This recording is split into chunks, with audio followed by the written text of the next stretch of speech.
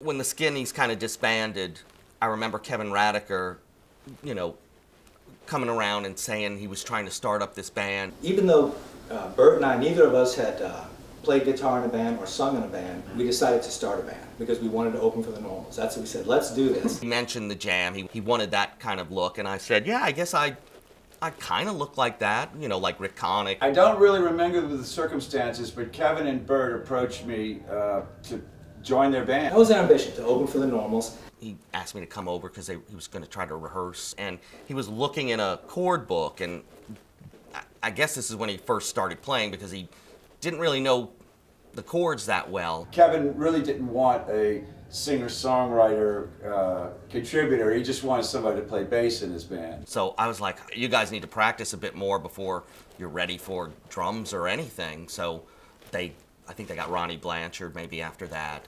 Before Totally Cold, I was fooling around with a small job at the Guide Newspaper Corporation.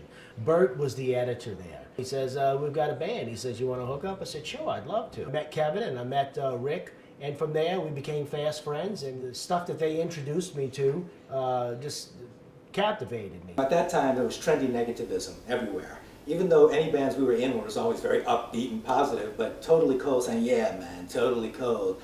Olivia Newton-John had an album that was called Totally Hot. And I remember we said, if she's totally hot, we want to be totally cold. So that's how the name caught on. Kevin worked at some hair Right, supply right place. there by Ponchos, right there off of Veterans. Action Beauty Supply is what the name of it was. We would rehearse amongst, you know, economy-sized gallons of hair rinse and stuff, and at this shampoo supply place. And one time we came back there and somebody threw a brick through the window and stole our gear. So I guess they were trying to tell us something. We did all these 60s songs, Love Me Do and Downtown, except revved up, and we got a little set together and opened for the Normals. Our first gig that we opened for the Normals at Les Jardins in the French Quarter, it wound up costing us money. I broke Chris Luckett's bass drum head. How do you break a bass drum head? Ronnie punched a hole in Chris's bass drum, and we ended up with broken strings on both of our guitars. So. Right.